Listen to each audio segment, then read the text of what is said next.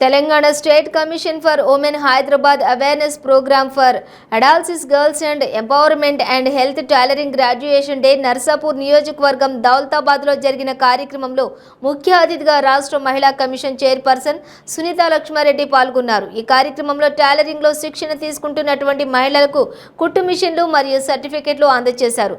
మరియు మహిళలు స్వతహాగా పైకి రావాలని చెప్పి విలువైన సూచనలు చేయడం జరిగింది. వారికి చెప్పుకుంటేనే మన సమస్యకి పరిష్కారం వస్తుంది తప్ప మనము ఏదైనా పోతా ఉంటే ఎవరో టీచ్ చేస్తుంటారు, లేకుంటే ఇంకొక అమ్మాయి ఇంకొక రకంగా వేధిస్తుంటారు.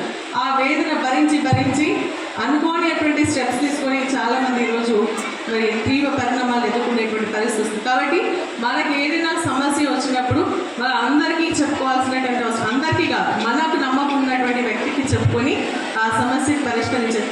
ప్రతి సమస్యకి పరిష్కారం అంటూ ఉండదు, కానీ కొన్ని మార్గాల ద్వారా లేదంటే కొంత ఆలస్యమైన అది ఉంటుంది. కాబట్టి నేను మీ అందరికీ విజ్ఞప్తి, ఎందుకంటే చాలామంది అడల్ట్స్ గర్ల్స్ ఉన్నారు కాబట్టి ఇక్కడ చెప్తా ఉన్నా, మనలో ఉన్నటువంటి భయాన్ని తీసేస్తే తెలియజేస్తా ఉన్నా.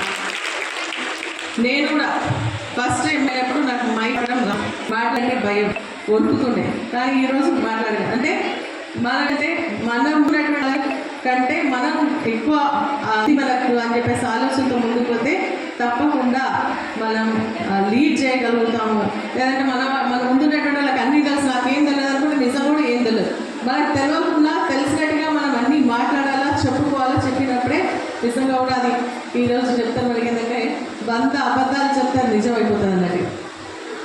సో ఆ విధంగా మనకి ఏంటంటే మనకు అన్నీ తెలుసు అన్న ఆలోచనతో మనం ముందుకెళ్ళాలి.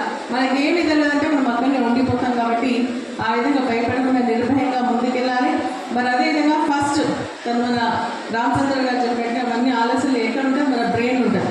మన బ్రెయిన్ బాగా పనిచేయాలి, అవునా కదా?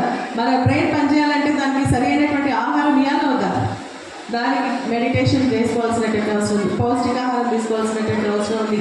తీసుకుంటేనే మంచి ఆలోచనలు వస్తుంది.